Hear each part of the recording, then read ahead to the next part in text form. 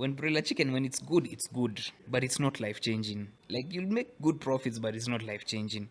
But when it's bad, you'll go to hospital. There's a friend of mine who lost 1.3 million about 3 weeks ago. He had 3,000 chicken. He's taking it to the market. The weight ilikuwa imeshika vizuri sana, and then he was messed up on the logistics. Like, the driver he usually uses was not available. He had to get another driver. Driver amekuja akiwa maji, akalala kwa barabara. I've also had my own experiences. I was slaughtering 1,200 kukus. The guys who came to do the slaughtering did not do a good job. Logistics nikaangushwa last minute, and this is Nyeri, so I had to take it now with my car. Nikapata accident kennel. Do you know my cuckoos started rotting as I'm seeing? By the time I'm getting to Pangani where I was to take them, they had already started turning green, and I had to sell them as reject. 100 bob per kg. So that night I lost over 500,000 in one night. My beef with brokers is that they're not contributing much to the entire supply chain, and yet they're eating the most. It's as simple as that. Because when you get somebody who's just there waiting for a farmer to go through all this, and then because he has connection with the market and connection with the farmers, he's profiting probably 100-200% of the entire thing. Because let me tell you, like right now, the market price is around 280 bob per kg. That's how much they are buying at the farmers, and these prices are dictated by people we don't even know. So pia kuna ukadel kwa hii biashara. Now when you get to 3 weeks and above, now that's when now you're transiting now to the finisher pellet. The pellets are a bit bigger than the mash foods, and these ones are more potent. You see, now that's where now you're trying to chase maximum growth weight, yeah? And you find that that's where now a lot of chicks now die out of heart attacks, because if you just give them food all the time, they're always eating. These things are always eating. Zinapata heart attack, because there are a lot of that pellet is it has a lot of fatty element, yeah, to get have it gain weight. So what us farmers do basically is that there's a withdrawal period within the day where you withdraw the feeds. So from around midday to around 3 p.m. hivi, when it's really hot, I withdraw the foods so that zikae bila chakula. Because when it's hot and they are still eating, that's when now you get a lot of heart attacks. And then they start just, and you'll find them just zimekaa tu hizo mguu ziko juu hivyo. And hey man, it's an emotional roller coaster, let me tell you, for farmers, especially that period when they're dying. Hey, what's up, everybody? Welcome to the Organic Podcast. This is your home of organic conversations. I'm your host, the Organic Guy, and right around here we have conversations on how we can make our food systems really get to work for us rather than against us. Today, I want us to focus on a topic that you've been requesting and you've been asking for, and that is on the question of chicken farming, what it takes, and how you can actually pursue it and sort of make a living from it. So today's guest has a little bit of experience on that. So he's going to help us really walk us through that journey from basically starting at nothing and actually building something that you can sort of take into the market and keep yourself going. So it's going to be a really, really interesting conversation. He goes by the name of Murage of Murage Farms. Welcome to the podcast. Thank you so much, boss Brayo. We are finally here. Yes, finally. I must say, I'm really inspired by, some of the things you always share with us on social media. So that's why I was like, I need to get in touch. Plus, we've had a lot of conversations before, and there were a lot of guys who were requesting, can we have a conversation on chicken farming? So I thought you were an important guest and a very, like someone who's involved very much in that space. So for me, it's a pleasure to have you on the podcast. As I mentioned, I have a lot of questions on that. But before we dive into that, just give us a little bit of context on your background. Where did you grow up? How was your background like? Were you more of like an introvert, extrovert child growing up? So what was happening in that space? My name is Wanjohi Murage. I'm a father and a husband. In terms of my upbringing, I grew up in Nairobi, Donholm. Typical life here, kids in that area, bike riding, kufinya bells za watu. That was a typical life I had with growing up. I never really grew up in a farm setup. That wasn't it. But the interest came about around 2010, 2011 when my mom started keeping chicken. Yeah, by that time I'd already moved out. I was in campus and all that. So I was just seeing her do her thing. And then I got now into brokering her chicken. where I buy chicken and then I sell to people, even at work. And then that's where now the interest grew, because I could see farm produce and food basically is an everyday need. You need food every day, 3 times a day. For me, it was an easy sell. But all through my life, even in high school and all that, I always was interested in business, like just doing a deal, buying something, selling something, getting a deal, getting some bit of profit. So that was always part of my interest. I can say I was an extrovert, because I think for you to be able to be a good salesperson, you also need to know how to relate and communicate with different type of people. So I finished campus around 2012. I was in Catholic University. I did a Bachelor of Commerce, marketing specifically. And then I got into, we call it the Matrix, cotton farm. Katafuta kazi huko, I got a job in one of the local banks from 2012. I remember I actually reported 3rd December 2012. Done quality assurance. Then I went into project management. That's where I did majority of my work in project management. Did an MBA in project management with KU. Yeah, and when it got to a certain level now is when I started questioning. I was always clear that I won't work for more than 10 years in terms of employment, but I didn't know exactly what I want to do. So it got to around 2019, 2020, there is when the interest in farming started being very serious. I was actually keen on dairy farming to start off. But the capital requirement on dairy farming and the kind of stories I was hearing, I thought maybe it's best that I first start with something that I'm more familiar with, something that, at least a product that I'm able to sell easily, and something that I have experience in. So around that period ndio nikaanza kutafuta a farm around the Nyeri Moiga area. 2020 I did that. It was a bank loan, still continuing up to now. It was a struggle, because you remember 2020 was COVID period, and a lot of things had shut down, so it was quite a process. Then in 2021 I decided now to move to Nyeri now with my family, my young family. I have 2 kids, by the way, two baby girls, yeah. So I decided to move to Nyeri while I was still working. So like the entire of 2022, I was going back and forth, because I was sure that I'm leaving, but I didn't know exactly when. Although my time was about to come, because remember I had a 10-year target. Yeah, so come 2023, the bank offers a voluntary early retirement package. And of course, I was number one.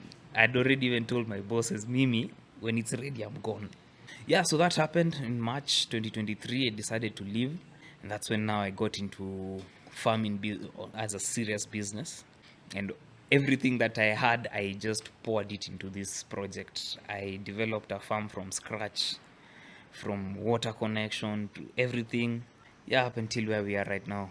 Yeah, it's a really motivating story, because now it shows like the grit you held. Like 10 years ago you had a vision of what you wanted to do, and then 10 years later sort of you followed that path, and it just shows like you don't have to know exactly what you're going to do, but you just need to have like an idea of what you're going to do. Of course, knowing what you're going to do helps a lot, but just having that idea goes along the way in terms of guiding you in the process. So your only contact to like chicken farming is what you saw your mother was doing. Yeah, that was the major reference point, because at least she had, in terms of the suppliers, she already had a supplier that is ready. In terms of the market, that was ready as well. And that's where a lot of farmers struggle, where to source your chicks and where to sell your chicks. So at least she had that ready for me. So my job was just now to, that 5-week cycle, get them ready, and then at least she was able to help me. So when you're starting, like in terms of knowledge of chicken farming, so from a scale of like 0 to 100, where would you like measure your knowledge of how to rear chicken? Like 10, not 20. Mine was more on where to sell, because I already had a solid base. But in terms of rearing them, I had no experience at all. What was really important is that I got a very experienced farmhand, somebody who's done it. So he's really been teaching me a lot. So that made the journey much easier, and I avoided a lot of mistakes just because I had an experienced guy working on the farm. I think that's a very important point and a lot of people don't get, especially telephone farmers. You hear like horror stories, sijui niko na farm mahali, msana nipigianga simu, hey, pesa ya fertilizer, mafuta ya seeds, unafika huko hakuna kitu msana amefanya. So I think having that somebody you can trust and who knows a lot about where you want to go helps a lot. But as well, your presence. In as much as I had an experienced farmer, I was also there every day. Yeah, so first that helps with the learning curve in terms of you're actually seeing what is being done. You learn a lot, but also in terms of discipline. You know, humans are humans. So if you're not there, they always tend to slip up. So your presence as well is very important. Because now even like the guys who are working there, they have an incentive to do the right thing when they see you there every time. So that's interesting.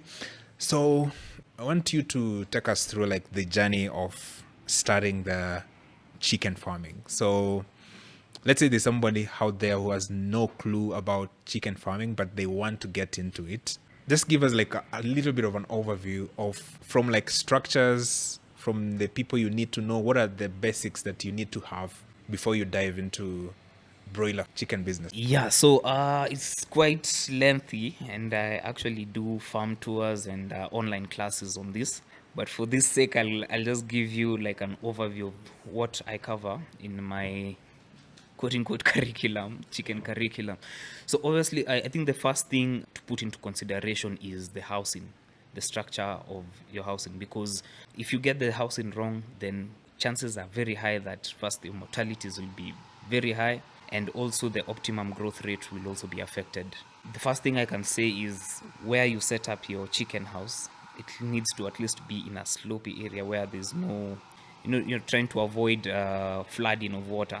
I'm sure you've seen so many videos where it floods, it rains, and then water is already seeping into the house.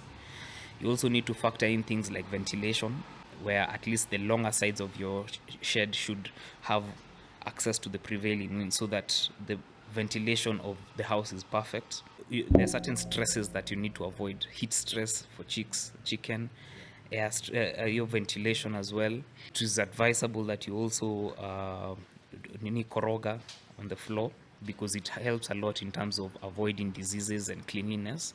And also there's a way that the chicken shed should be positioned in an east-west orientation so that you avoid direct sunlight hitting inside the chicken shed, because excess heat also then kills your birds, because they get a lot of heart attacks, especially from week 3 going forward. So the average, assuming, I think you had given me an example of like 500 birds. The spacing of those birds is also really important, because at least each chick or each chicken should have between 0.6 to 1 square feet per chick, right? So if you're doing say like 500 birds, then you need to look at a place where it's like 50 by 10 feet, the shed. So that is really important, because in terms of spacing, if you don't get it right and maybe you overcrowd the shed, then mortalities then become too much. So the housing is really important. You also then need to go to sourcing of the breeds, because there are different types of breeds. There are 3 major companies that control these chicken breeds. There's the Cobb 55, there's the Ross 308, and there's one called Hubbard. There are 3 different types of breeds, each with their own different kind of advantages and disadvantages. So for a typical farmer who's in business, you're looking for a bird that is fast growing. It is resistant to certain conditions, including heat. And the one that has been preferred a lot is the Ross 308. So there are different companies that develop those kind of birds, yeah. I don't want to get too technical, no answer could reach. Maybe you're getting lost. But the kind of bird that you select also plays a really critical role. As a beginner, I recommend that you at least test with 3 or 4 different types of breeds before you settle down on one, because different farmers have different experiences. Like myself, I would vouch for one of the breeds called Binzika. It's from Uganda. It's the one I use a lot. Right now it's not available, and I'm almost like, apana, I can't even do it. I can't take any other, because I've had bad experiences as well. I don't want to mention the companies that I've had bad experiences with, but there are times that where you get almost like a 50% mortality rate, maybe even more. And like I'm saying, that would paralyze a farmer completely. So the type of breed that you select is also really important. And then now we also go now to the feeding. Depending with which breed you're handling, there are different types of like feeding formulas that you use. There's a 2-phase and there's a 3-phase formula. I use the 2-phase formula, and I use Isinya feeds. So the 2-phase formula is such that you start with the starter feeds, and then now you go to the finisher feeds. There's a 3-phase where there's the starter feeds, there's a grower pellet, and then there's the finisher pellets.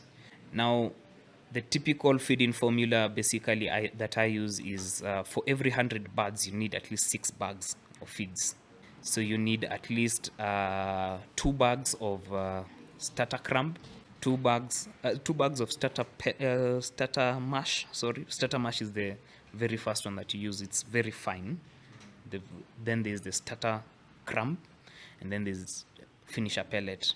So for every 100 birds, you need 6 bags, and that runs for the entire period of 35 days, 35 to 42 days. That's the maximum period that you grow your birds until they are ready for market. That's the one advantage that broiler has over the rest, where you go to market quick, and of course now the ROI is also quite quick. And again, that was also another deciding factor for me when I was getting into it, because I was looking to replace a salary. What can I get that is as quick as a salary? You also have to have fresh water, which is really important. And of course the feeds. I think the disadvantage with broiler chicken now is that you cannot develop your own feeds. Basically, it's a really expensive affair if you're to do your own feeds. And that's why it's actually the big guys who actually do it, guys with thousands and thousands of birds. Because you need soya, you need sunflower, all those formulas, and then you need your own feeding formula for mixing of all these feeds. And you see, these birds are very, very, very fragile. So if you give them something that is not correct, then this thing can inaweza kupeleka hospitali, by the way. Broiler chicken. Yeah. So now you have the house in straight, you have the feeds, and you also have now the birds, the type of breed that you're going with. Now, when you bring them day-old chicks, there's a whole process from day 1 till day 35. So far, I've noticed, like, okay, you've said you need to have like a really good structure. You need to have the right kind of breeds, and that you are saying it depends on, as in you as the farmer, you have to experience different kind of birds for you to choose what works for you. Because one that will work in Nyeri won't probably work very good in Isiolo or in Kisii. Actually, what I've realized is, okay, yeah, of course, location is important, but even different farms, like, yeah, you find farmers have totally different experiences with the different breeds. We might be in the same location, but I can vouch for Binzika, the other one is vouching for Isinya. Me, on the other hand, I cannot touch another breed. So I don't know how it works, but somehow it also depends with what works for you as a farmer. Something interesting you mentioned, like, as a farmer, you have to be careful because you might get like up to 50% G mortality rate. So when you're starting, what should be your target in terms of mortality rate? Yeah, so the mortality rate should be at least 5% to 7%. Ukienda sana, maybe 5, or let's say, to be fair, let's say 5 to 10% at the very maximum. And you find that even when you're buying the chicks, you're given an additional few to cover that particular percentage. So when you get your mortalities going beyond 10%, then there's a problem. And more importantly is, at what stage are they dying? You see, it's better that they die at the very early stages when hazijakula sana, compared to when it's 3-4 weeks, it has already eaten feeds, and then now they start dying. The loss there is much, much bigger. So that's the average, between 5 to 10% maximum. That makes sense, because anything beyond that, then your cost of production goes crazy. Exactly. Now you're starting to eat into your profits if your mortalities are more than 10%. So let's go through that journey then. So you've gotten like someone who you really like, or you know, like a breed you want to take. So take us through like that one journey. So typically you're going to have like a day old chick, and then you go up to 35 days when you're putting into the market. So take us through that journey. How is it like? Okay, so from day one, you'll start at the brooding stage. The brooder should be, there are certain conditions that you should have for the brooding. At least plywood, I'm sure you've seen some plywood people put around. All the edges need to be curved, because if they are sharp ends, then sometimes wanaendanga kufinyana huko hivyo, alafu tena mortalities zinaanza. Your litter or the flooring has to be very clean. You can either use rice husks or wood shavings. We call it maranda. So at least 3 to 4 inches of clean wood shaving for your flooring. You need to have enough drinkers and feeders to sustain the flock that you have. And on average, you're looking at about between 50 to 80 birds per drinker, 50 to 80 birds per feeder. So you need to have enough so that they are not fighting for feeds, because that also affects the growth rate if they are struggling for food. And then it also then adds into the mortalities if they are also fighting for feeds. So those are things that you need to get straight. And then there's some drugs as well that you need to use. From day one, I'll use Chick Start. Chick Start is basically like glucose to avoid anti-stress. You know, now they've been traveling. Like mine come from Uganda. You can imagine. Uganda, then I pick them in Roy. Then I come with them to Nyeri. So you're telling me like in Kenya there's nobody who can produce such? No, there are people. There's Kenchik, there's Sinya. There, but for me, the breed that has worked best for me in here, Uganda, and there are so many other people who get them actually from UG and TZ.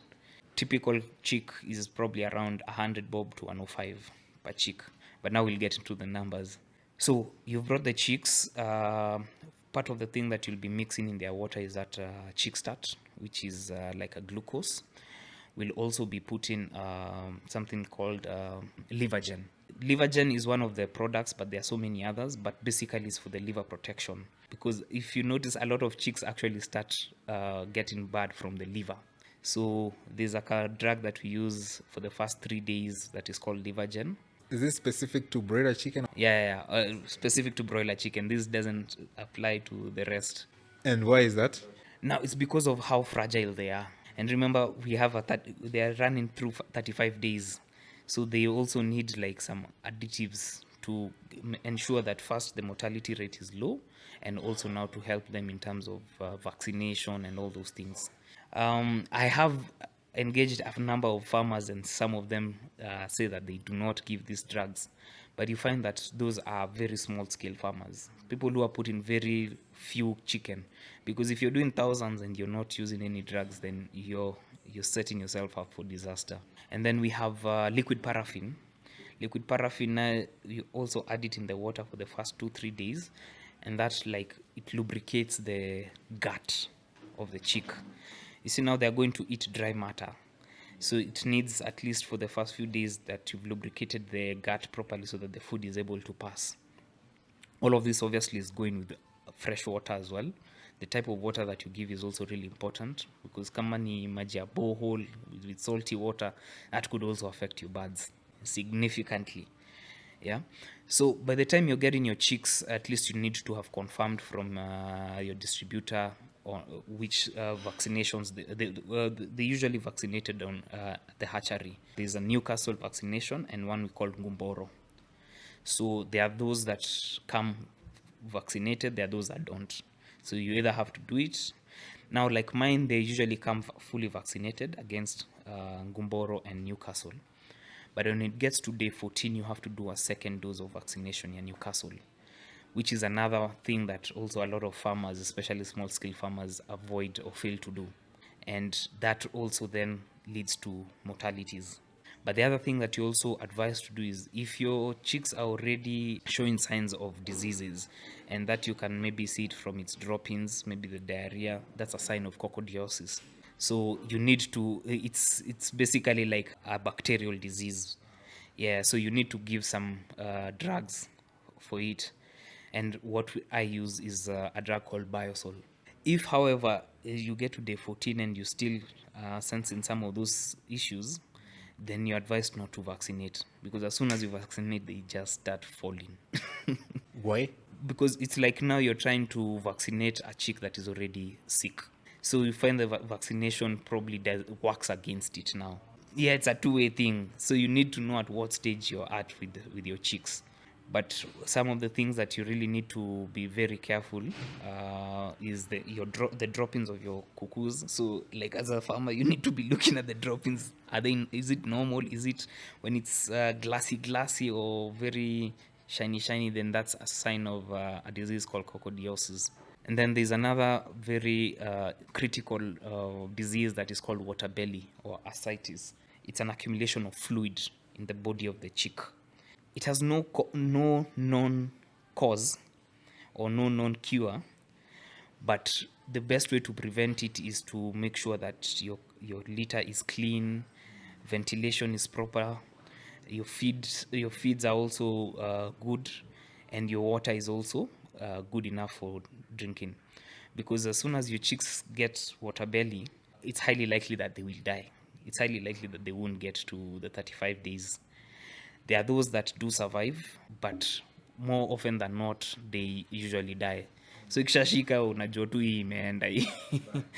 So that's basically the kind of vaccinations and drug control that you need to have with your chicken. So from 14 days to like 35, you are sort of in a cruise stage. From 14 days after you've given the vaccination, obviously there are few that are weak ones will die.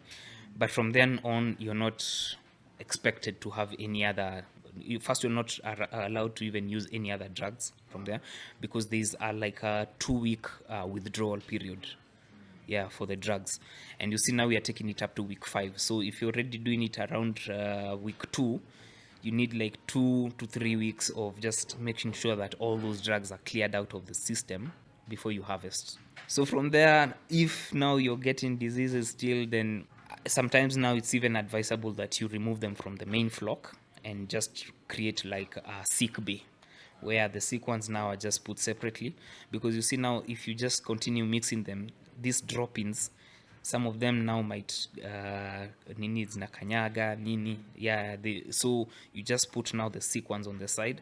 But if you've done everything correctly, then you shouldn't expect too many. Now when you get to 3 weeks and above, now that's when now you're transiting now to the finisher pellet. The pellets are a bit bigger than the mash foods, and these ones are more potent. You see, now that's where now you're trying to chase maximum growth weight, and you find that that's where now a lot of chicks now die out of heart attacks. Because if you just give them food all the time, they're always eating. These things are always eating. Then zinapata heart attack, because there are a lot of that pellet it has a lot of fatty element, to have it gain weight. So what us farmers do basically is that there's a withdrawal period within the day where you withdraw the feeds. So from around midday to around 3 p.m. even, when it's really hot, I withdraw the foods so that zikae bila chakula. Because when it's hot and they are still eating, that's when now you get a lot of heart attacks. And then they start just... And you'll find them just zimekaa tu hizo mguu ziko juu hivyo, and hey man, it's an emotional roller coaster, let me tell you, for farmers, especially that period when they are dying. So what I do basically is withdraw foods at around midday when it's really hot, and then now I introduce foods now around 4 p.m., 5 p.m., all through the night. At night, I ensure that the lights are always on to make sure that they continue eating, because at night, that's when actually they even gaining more weight. No. But as well, you also need to make sure that fresh water is always available, because if they're not drinking water, then they're not eating. Remember, this food is dry matter. So they need to, water and the food have to go hand in hand. So if you don't have water, chakula hazitakula vizuri. So the absorption rate of those feeds is really, really high. It's very high. So these chicks are eating, is it because the food is just too sweet, or is like in their DNA? You see, these are genetically modified chicks, fast growing birds, And that's basically how they are designed to always continuously eat so that you achieve the desired weight by week 5. At least by 35 days, you should be ready for market. Wow, that's crazy. So I'm just thinking, like, in terms of you yourself, like, you ever had like so many chicks having a heart attack? I've lost about 170, 180 birds.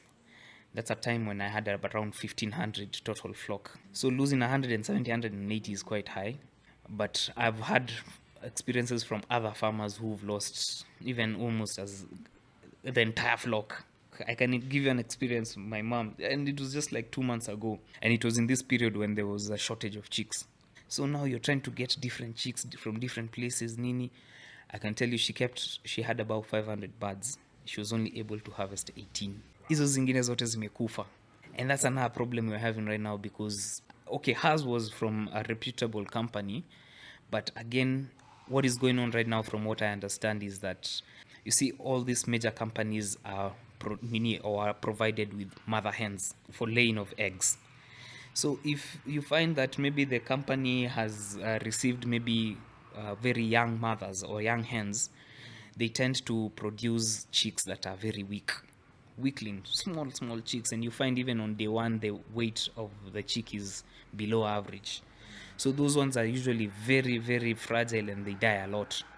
So I think that's one of the things that happened, and it was almost like a total loss. And that's one of the things that I want to tell people: broiler chicken can really paralyze you if you don't do it properly. You mentioned about like mother, is it mother chicken? Or because I've always wondered, like, where do they produce these chicks?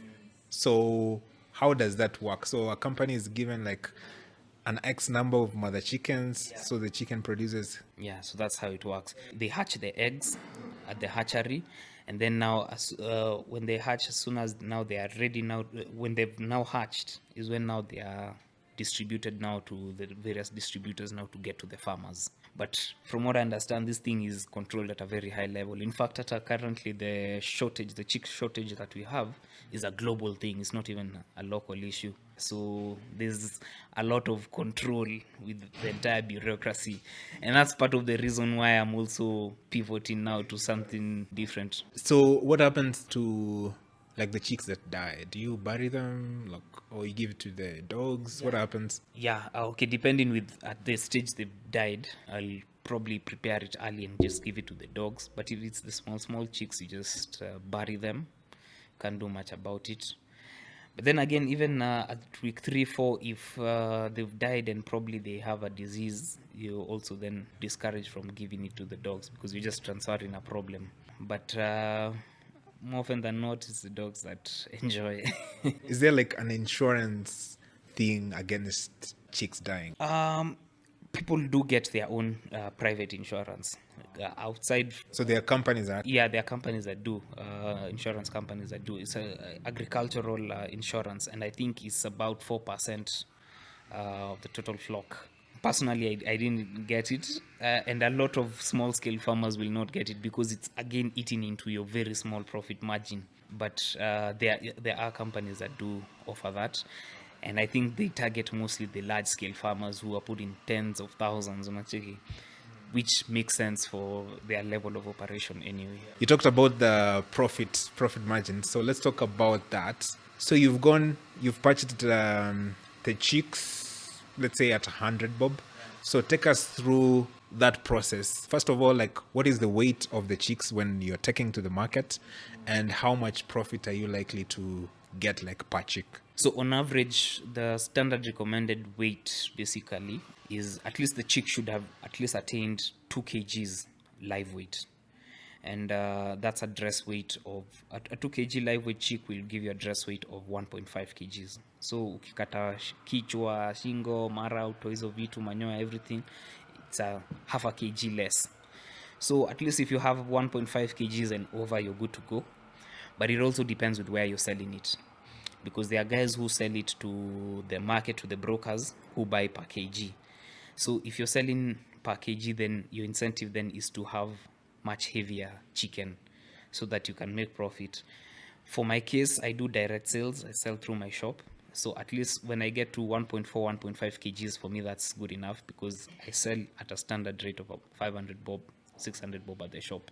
Now, in terms of profitability, let's just do a quick breakdown, say with an example of 500 chicks. So 500 chicks, you'll buy it at 100 bob, that's already 50k.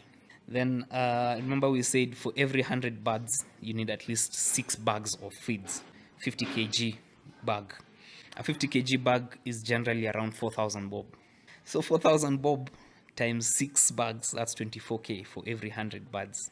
Times 5, I don't know, the quick math I think is around 180, 170,000. 120,000, sorry. I think it's 120,000. That's what I calculated. Plus the 50k for the birds. So that's already 170k. Then you're looking at the drugs. The drugs should be around 3 to 4k, 3 to 4,000. There's the buying of the wood shavings, maybe another 3 to 4,000. Then there's heating during the brooding stage. There are people who use gas, those who use makaa.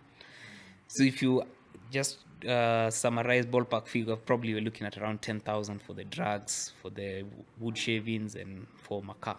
So we are looking at probably 180,000. 180,000, touch wood that your mortality rate is quite low, and at least maybe from 500 you'll probably get 520, the additions that you usually get, additional birds. Assuming that you get to market with 500 birds and sell it at 500 bob on average, then that gets you at least 250,000 from an initial investment of about 180, 190.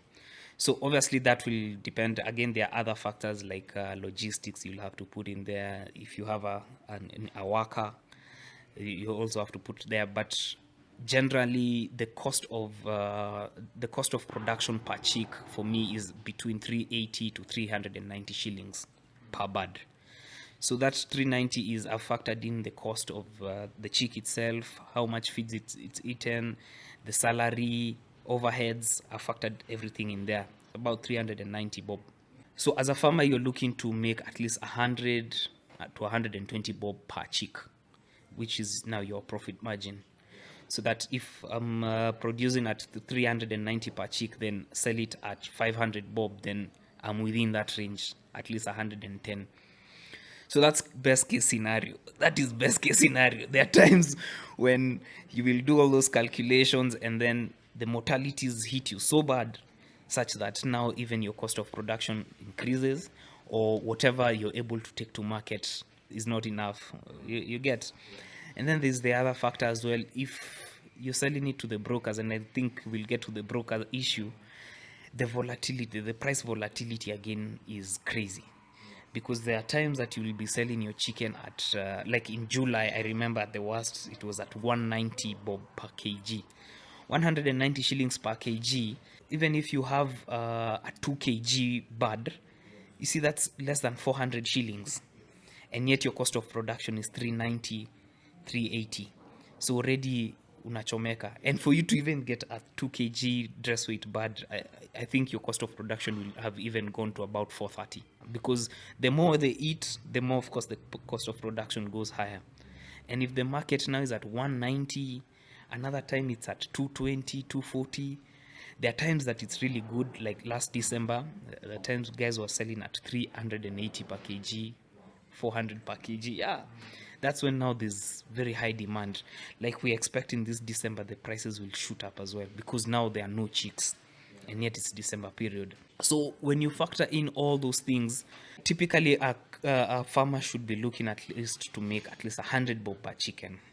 That's your margin. If you're within that, I think you're safe. Anything below that, you're struggling. And the struggle is based on so many factors that I've mentioned, including the mortalities and the volatility of the price. Wow. Yeah, less than 100, you're probably being banned. Yeah. Basically, unatoa mfuko pesa hapo unaweka the other side. That's really an interesting breakdown because I've always wondered about that. So for me, it's quite interesting because there are so many variables involved in the process of like growing the chickens, but if you like outside of it, you don't see those many variables. I think when you like involved in it, then all these things become obvious to you. Now you can sort of see them in that process. You mentioned about brokers, huh? So I saw one of the things I think you did was you started your own place to sell sort of the chicks that you get from the farm. It's called Chakabites. Huh? What is your beef with brokers? My beef with brokers is that they're not contributing much to the entire supply chain, and yet they're eating the most. It's as simple as that. Because when you get somebody who's just there waiting for a farmer to go through all this, and then because he has connection with the market and connection with the farmers, he's profiting probably 100-200% of the entire thing. Because let me tell you, like right now, I think I was talking to someone, the market price is around 280 bob per kg. That's how much they are buying at the farmers, and these prices are dictated by people we don't even know. So pia kuna ukadel kwa hii biashara unacheki, because there's like a WhatsApp group where a lot of farmers are there, City Market, Ngara. You're always informed every morning about the new price, and this price is such that in the morning it could be this, in the evening it may drop. So my issue with them is that first, the pricing is not set based off the cost of production, which again does not make sense at all to the farmer. It's based off the demand.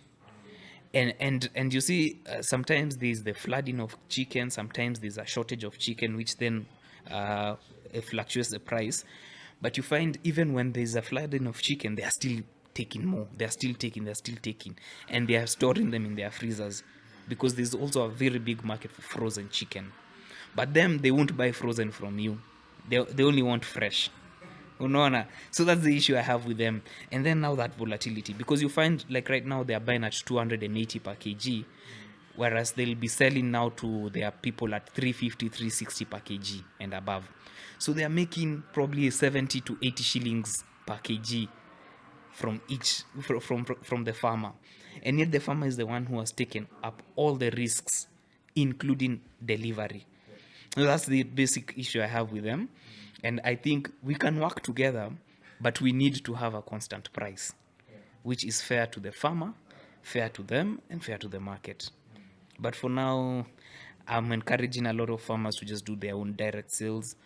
Just grow as many chicks as you can possibly sell directly to your own market. But don't, there are those who keep thousands, so they can only rely on the brokers. And that's where I started off, until I then now even scaled down my numbers, so that at least I have enough that I'm able to sell through my shop, through online, and through my own networks at home. Okay, so because basically I was thinking, why can't like farmers just have their own freezer where they can store their chicks once they have sort of sorted them? But then I'm thinking also that's an extra cost to the farmer. Yeah, exactly. There's even a cooperative society that there are very many that have come up specifically for broilers. Kuna za milk, za dairies, cooperatives. But with all these cooperatives, kuna kwanga na siasa zake. It's a whole new dynamic with politics and structures and all those things. There's one that is working quite well right now, that I'm a member of, although not a full member. It's called Ushirika Broiler Farmers Association. They do have a depot in Ruiru, where they have their cold room, and they buy from their own farmers at a constant rate. I think from the last time I remember, it was about 320 bob per kg, which is what now we are advocating for. But like I mentioned, there's always politics within it, and you find a lot of people are not able to join. And that's why I think now just taking control of the entire supply chain as a farmer is where you need to get to, where you're selling directly to your farmers, to your customers and your market, and even go beyond and now do value addition, like what I'm doing with Chaka Bites, because now I sell fried chicken, which then again the profitability even moves higher if you're able now to get it correct. So that's what I encourage farmers to do: direct sales, value addition. I was actually having a conversation with another guy also on the roles of like brokers in the agricultural value chain, because he was so appreciative of like what they do in terms of like they know what markets to sell to, if they have like the right connections, something which farmers necessarily might not have, or even don't have the time to actually put in the effort to make those networks for themselves. It requires a lot more time than I think most people like look into, but those concerns make sense. So this leaves me with the question, like, how sustainable then do you think the whole value chain of broiler chicken farming is it? To be honest, the fact that it's not a regulated industry, it's not a regulated thing, makes it very difficult for farmers. Because there are times that you will reap, but there are times that you will also get get caught out. And like I was talking to one of the farmers the other day, you find on average in a year, maybe 2 or 3 of your cycles will go well, but the others, more often than not, you're either just breaking even or you're just incurring losses. And that's why I feel like there's a lot that needs to be done in this space in terms of first regulating the market. Can we first get a constant price for this product? Even if and then the other thing to make sure that we get a constant price is to avoid this issue of flooding of chicken and shortages. And the only way to do that now is to have farmers who we have synchronized calendars, because you find a lot of times is that as farmers keep chicken all at the same time, and we are in the market all of us at the same time, and that really affects now the dynamic of it. So if we are able to, and this is one of the things now we'll talk about food revolution. It's one of the things that we are trying to do, where we have a synchronized calendar. We know you're taking your chicken this week, he does the next week, me the following week, so that when it comes to time ya harvest, we all harvest in at different periods. Na hakuna time ati chicken ziko so many such that the price has to reduce, or chicken ziko kidogo such that price ina have to increase. It's difficult to do that as well, because again we are dependent on the producers of the chicks. Like right now is a big issue. No. You find that you've ordered 1,000, you're only getting 300, you're only getting 500. So it is difficult to get that balance, but I think that would be one way that it could work. Interesting, because also like when you I was also thinking in terms of like the ethics of broiler farming, because I mean when you are like giving a story of the whole journey of raising a chick up to like maturity, because I'm thinking there are those things that you said you are giving them, or maybe like a chick has a heart attack, or like you're giving them growth. Do you give them growth hormones? No, you don't give them growth hormones, although these are already in the feeds. Yeah, these are already part of the feeds. And that's why I was telling you the formula, to get a proper feeding formula for mixing feeds is quite difficult. And you find some are even secrets, they're company secrets on what they give. So I agree with you. There's the ethical part of it in terms of broiler chicken. And like I can tell you for a fact that I don't even like broiler chicken as much. Mi niko pale juu ya biashara. I prefer kienyeji chicken, and that's actually now the line I'm getting into. There's, I think, more, you even the taste and everything is totally different. You cannot boil a broiler chicken for more than 2 minutes. It's already, the meat and everything. But there's also the harsh reality that a lot of people cannot afford broiler chicken, and that's why kienyeji chicken, and that's why they opt for the cheaper option. How many days does the Kenyan chicken take? Kienyeji cannot even go up to a year. But now you see the even with the chicken, and now there are different types of chicken as well that have come. There's one called Ken Bro, which is more or less like kienyeji, lakini it's also feeding these fast growing feeds, and takes about 4 to 5 months to grow. But even when you eat it, it does not feel like real kienyeji. I don't know whether you've seen some type of kienyeji that after the meat is falling off the bone. That is some chicks, Kenbro cuckoos. And then there's also X layers, chicken that have been producing eggs. At some point, maybe when they are not productive anymore in terms of chicks, they are also sold as kienyeji chicken.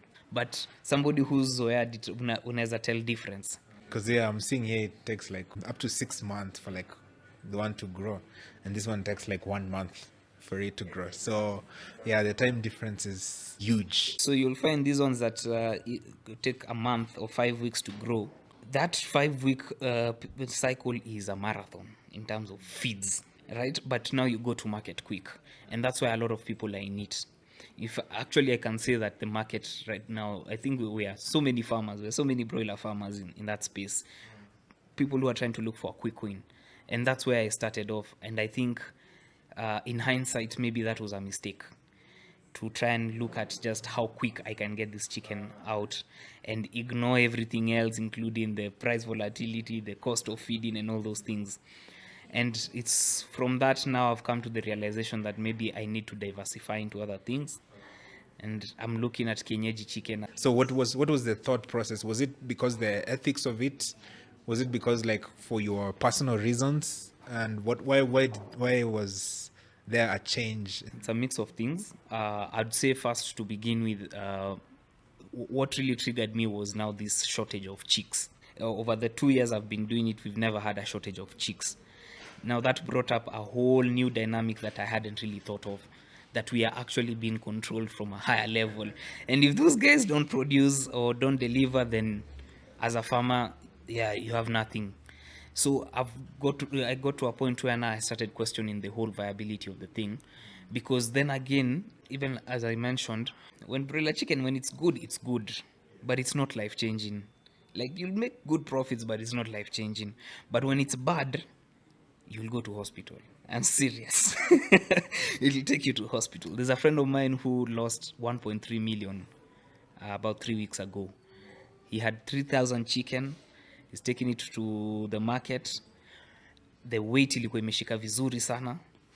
And then he was messed up on the logistics. Like, the driver he usually uses was not available. He had to get another driver. Driver amekuja akiwa maji. Akalala kwa barabara. And then now you hit a 1.3 million loss hivo too. I've also had my own experiences. I was slaughtering 1,200 cuckoos. The guys who came to do the slaughtering did not do a good job. By the way, that's also another critical thing in terms of how it's slaughtered, the cleanliness of it all and everything. Logistics, nikaangushwa last minute, and this is Nyeri, so I had to take it now with my car.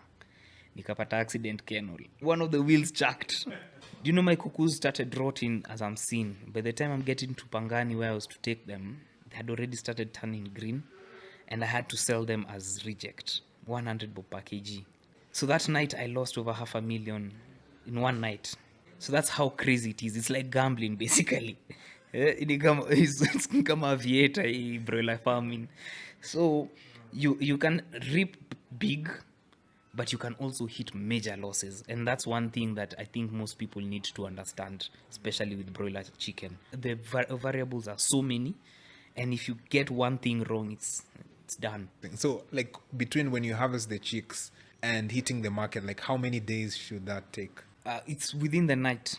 It's recommended that you slaughter, especially if you're doing big numbers, that you start slaughtering when the temperatures are low.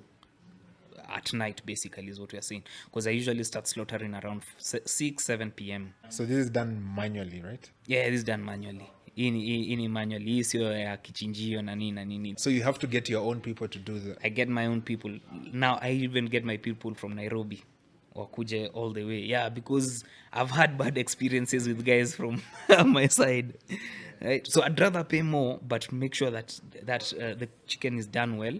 And you see, if it's done badly, even the broker that you're taking to can even reject your chicken. And then at that point now they buy it at whatever price they want, if it's not done properly. Like the skinning of it, you need to make sure that it's not burnt. You know, the skin of the chicken, because some of them are sold in supermarkets. The presentation has to be perfect and all those things. So there's a whole dynamic around that.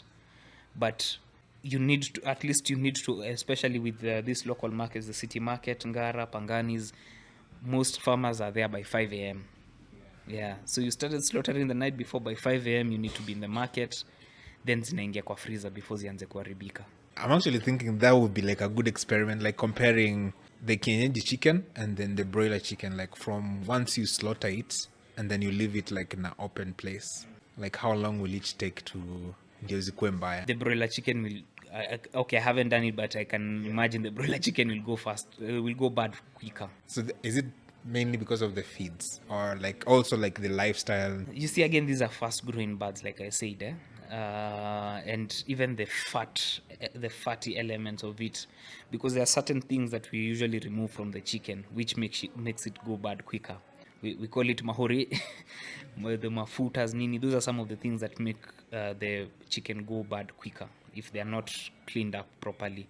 So sometimes you can even buy a broiler chicken umeenda kuweka kwa freezer na bado inaoza. Yeah. Sometimes I've also like the smell itself, it's really bad. So that's a chicken that was probably not cleaned properly, and that now makes it even start going bad quicker. Wow. Yeah.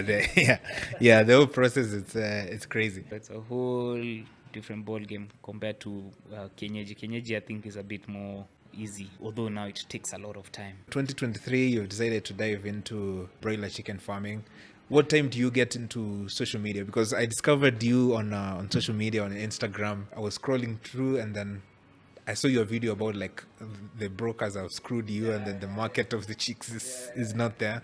So when did you like get serious in terms of starting to use social media to market your products? Yeah, so first, I've been on that social media space for a while, doing different things. Like I mentioned, I have a podcast called Futa Banter, so I know how that space works, and consistency is the biggest thing. I think first, authenticity. You need to be very authentic, and then consistent with what you're doing.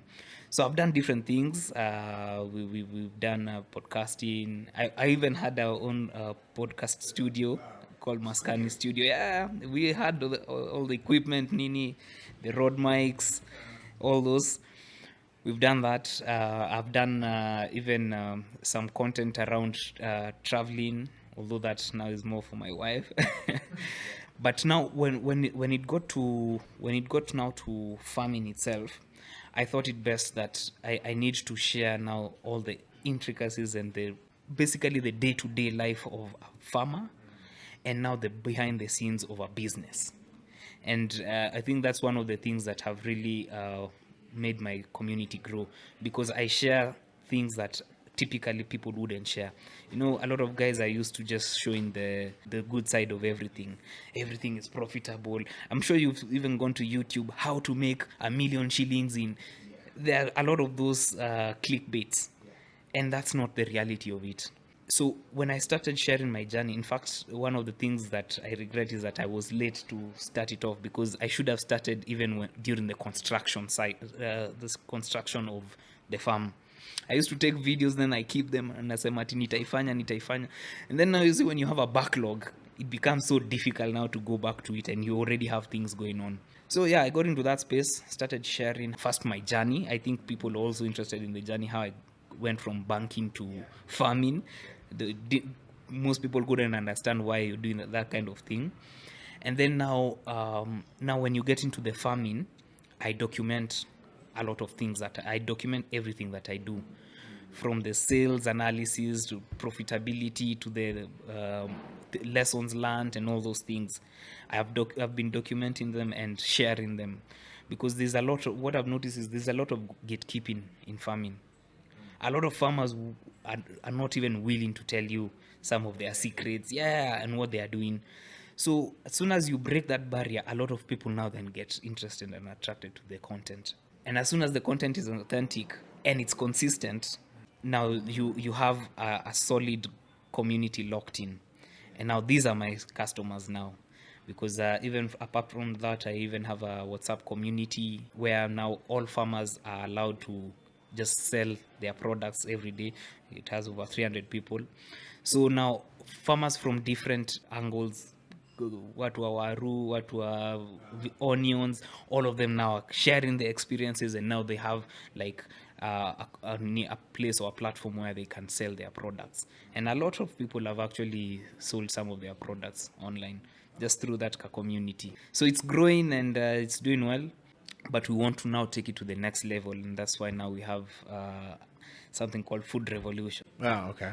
What is it? So Food Revolution is economic and cultural community, and we want to set ourselves up as a cooperative society.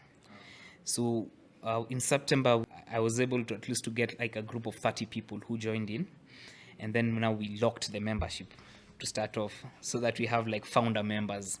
We want to come up with a system that we are able to sell our farm produce directly to the market and cut out the brokers. Right?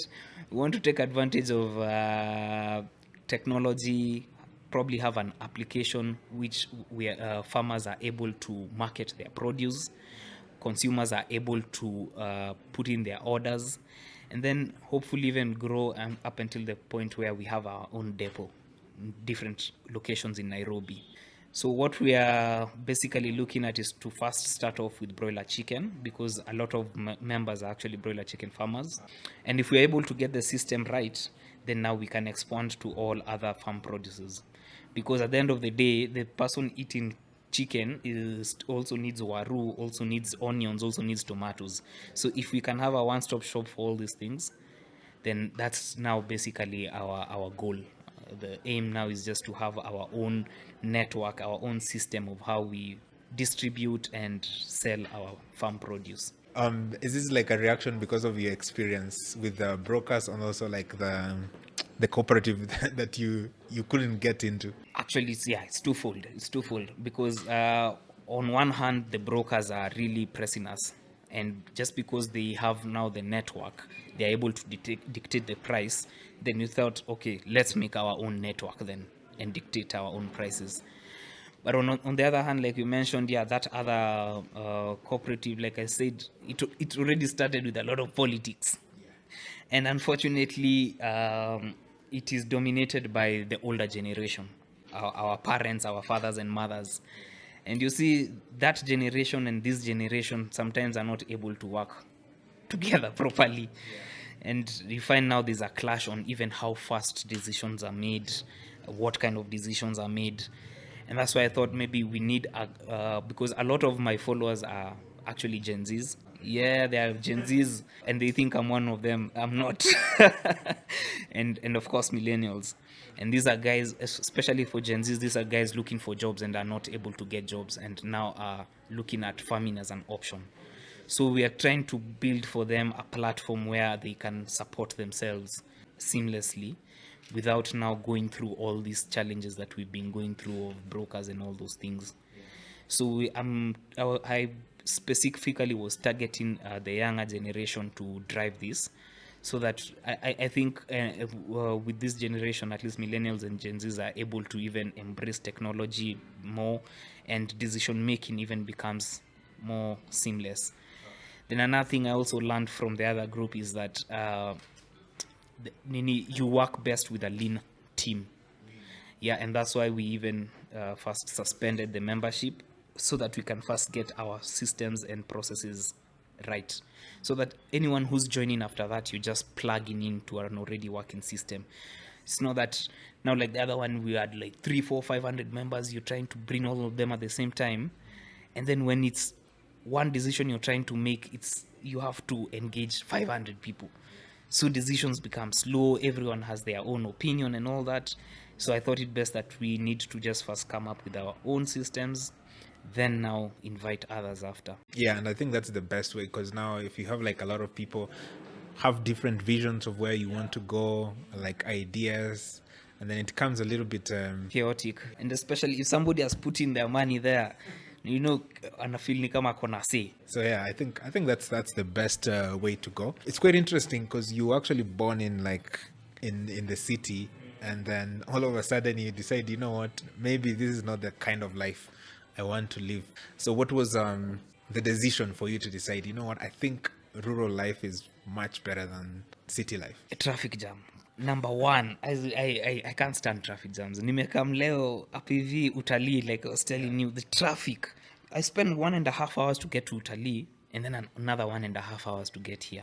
That thing really pisses me off, to be honest, and it's exhausting. But as well, it was in line with my goal, which I mentioned that I wanted to just be in employment for a maximum of 10 years. But after that, I didn't know what to do. So I just felt like after the 10 years, after I clocked the 10 years, I didn't have the need to be in the city anymore. My wife is from Nyeri. That's why I decided Nyeri. But now she's lived there and she doesn't want to go back to Nyeri. It took a lot of convincing, but eventually she came around it. But for me, the slow speed of life, there are things like drinking water directly from the tap, which you can't do here. It's those kind of things that I felt like the quality of living in the rural areas is much better than in the city. People don't really understand that, but the life here is very, very, very, very expensive. It's in the fast lane. So I think for me, it was very easy to just transition to that because in my mind, I'd already convinced myself that, first of all, I want to do farming. I can't do any serious farming in Nairobi. So I need to go somewhere where I have enough space to do that. So everything fell in place, and I just decided, this is enough. Yeah. It's understandable because we see like that trend a lot when people like have been in a city for a while, and then like they have a taste of the rural life. They almost sort of want to move into like such a kind of a life because there's this perception like it's slow life, there's no stress, life is easier, and then it's like you're living sort of in nature, like the air is more fresh, like the food you're eating is much better there. So yeah, there's that like a little bit of push for the rural life. So you've decided, you know what, I think rural life sort of works for me. So what is like the long-term goal? Is it like you want to spend most like the rest of your life in the at the rural? Hopefully, if everything works out, I would prefer to just be in this farming space because I feel like you need food every day, 3 times a day. First, that is a product that will never go out of market and it will never go out of demand if you're growing proper food, clean food, and everything. Unfortunately, the way business is such that you need to also supplement that with something else. Relying on farming as your sole source of income is also very difficult. I've been trying to look for a job. I'm still not convinced that I really want to. But if it really brings me back to the city, I'll be sad, but I'll probably have to do it.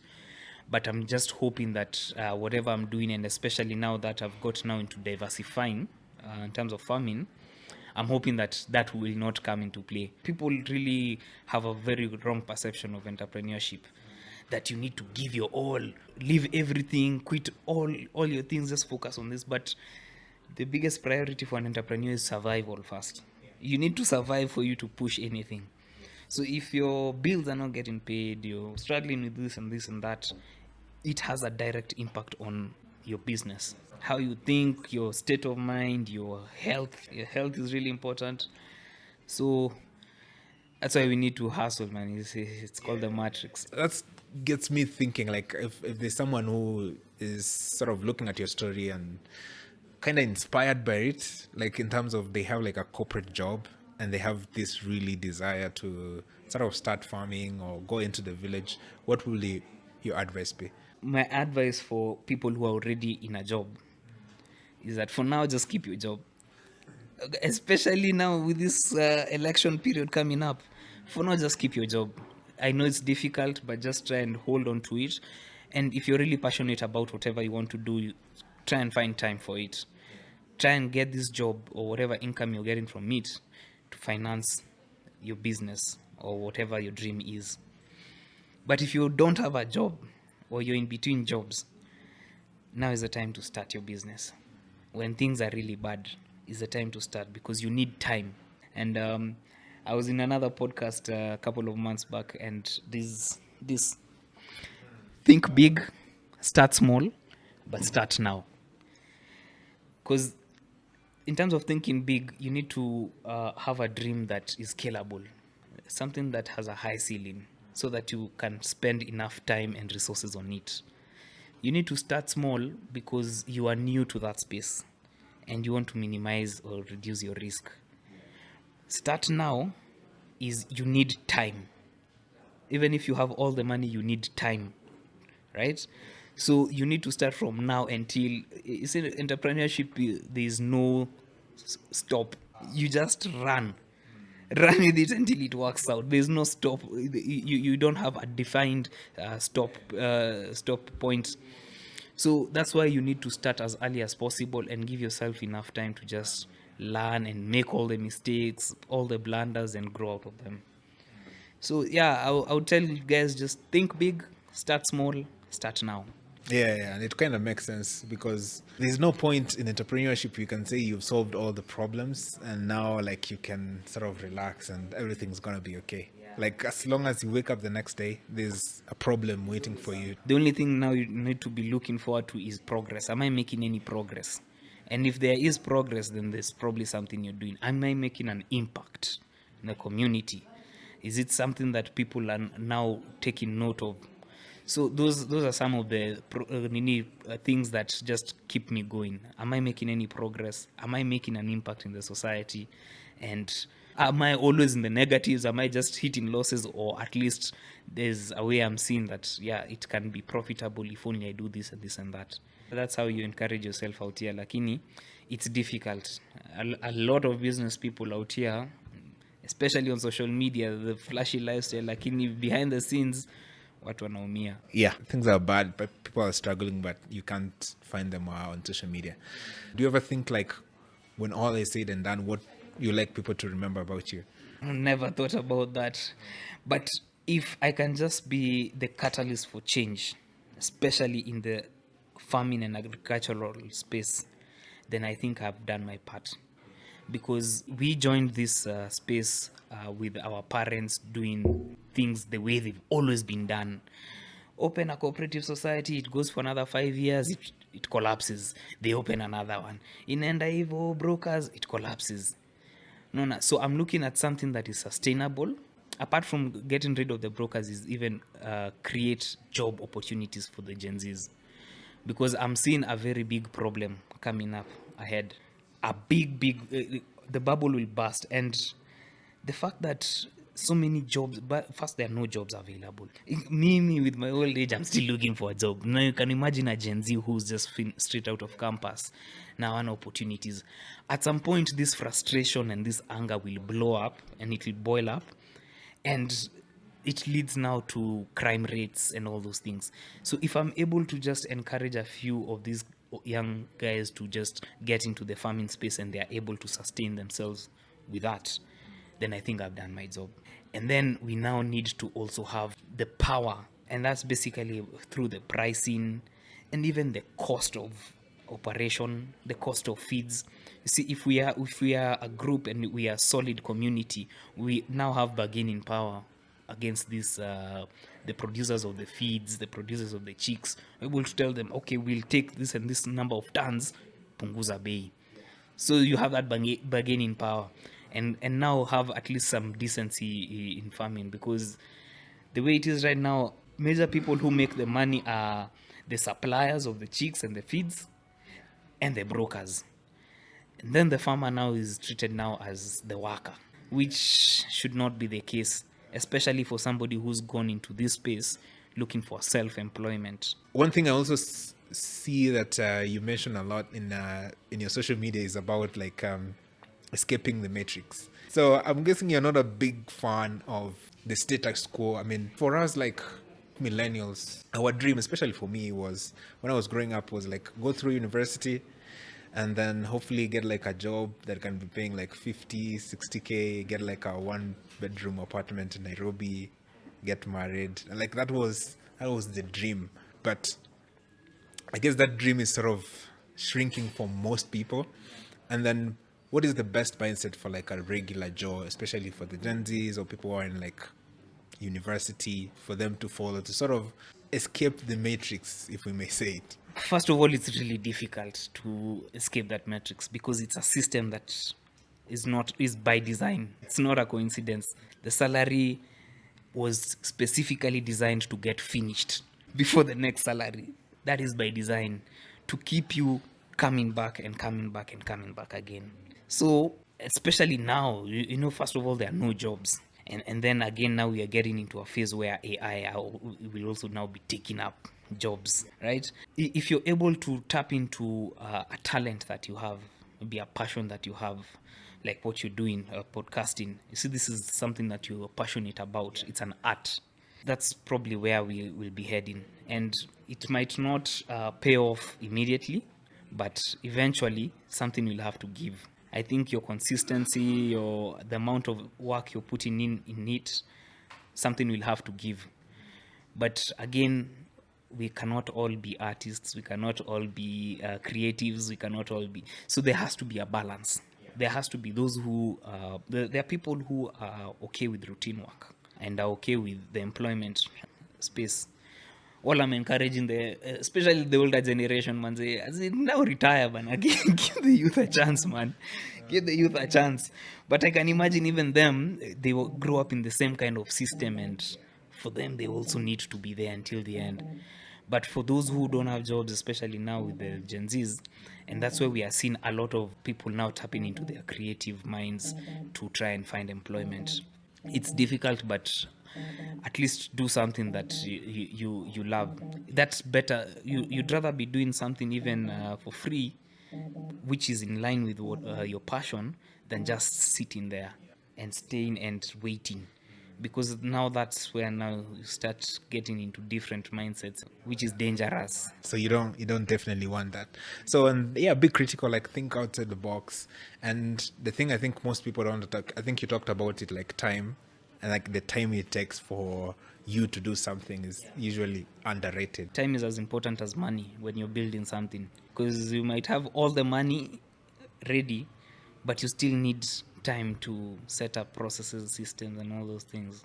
So that was great. I usually have this segment. I call it the rapid fire questions. What I've done, I've prepared 10 questions for you, and the goal is just to like help the listeners, just to get to know you a little bit more, and have an idea of like your thinking behind some of these things, and hopefully they'll get to have a better understanding of you through these questions. So, are you ready? Ready. All right. So the first question is, if chickens could talk, what do you think they'll tell Kenyan farmers? Mko wengi. Yeah, Kenyans. You know, Kenyans now, one problem we have is copying people. Remember when there was that quail farming? We all ran there. We all looking for a short-term kind of thing. I feel like tuko wengi, and we need to start diversifying. The second question is, the biggest myth people still believe about chicken farming. That it's a quick win, especially running into broiler chicken. Unaona 5 weeks utakuwa umeuza nini. Farming is a long game. Yeah, you play long game. Nothing is quick win, even with chicken farming. Fourth question, what is one mistake you've made that turned into a blessing? I don't know whether I'll call it a mistake, but quitting my job. Quitting my job, I really was so keen on quitting that I didn't think about the downsides of it, which I'm now experiencing. But I feel with the community that I've grown, it has also turned into a blessing, because a lot of people can relate with my journey. So many people want to quit, but they can't. It's a good one. And then, what is one farming practice you wish every chicken farmer would start today? Stop relying on brokers, focus on direct marketing and value addition. So if you need to downscale, but don't rely too much on brokers. Sixth question, what is one thing about chickens that still fascinates you today? The fact that I don't think there's anyone who's allergic to chicken. Is there anyone who shares scared they don't eat chicken? Whether it's broiler, whether it's kienyeji, whether it's this, that, everyone will eat chicken. What is one truth about poultry industry that most people don't want to hear? That you won't make money quick, and you're also not guaranteed to make profits every cycle. So you need to balance out the losses with the profits. What is one thing you wish more young African farmers understood about farming? That farming is our backbone, and for us to protect or ensure that we still have our food sovereignty in place, we need as many farmers as possible. You can do it as a main hustle, you can do it as a side hustle, but we all need to get into that farming space. At least start producing your own food. Even if you can't sell for profit, just for your own household, that's good enough. One farming mistake that taught you the biggest lessons? Well, the biggest lesson was when, like I'm telling you, I lost over $500,000. That was crazy. And logistics also plays a really big part in farming, especially if you're out of town and you're transporting your farm produce to the city. You need to have logistics set ready, because that is the one thing that has ever let me down major and with the biggest loss. That was, I think, the biggest mistake or the biggest learning point. So the last one, if you could advise your 18-year-old self, what would you advise him?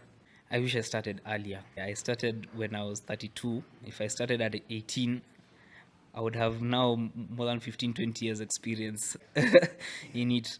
So I wish I started early, even if it's like small scale, maybe collaborating with my mom there. Because at that time, okay, obviously 18, I didn't have any income. But just when I joined work, I wish I had the foresight to start at that time. Because, when you get a job, you're just getting excited, buying things that are necessary. Yeah, those are the 10 questions. Thank you very much for agreeing to be part of the podcast. If people want to follow your work, how could they do that? So I'm more big on Instagram. Murage Farms is the page.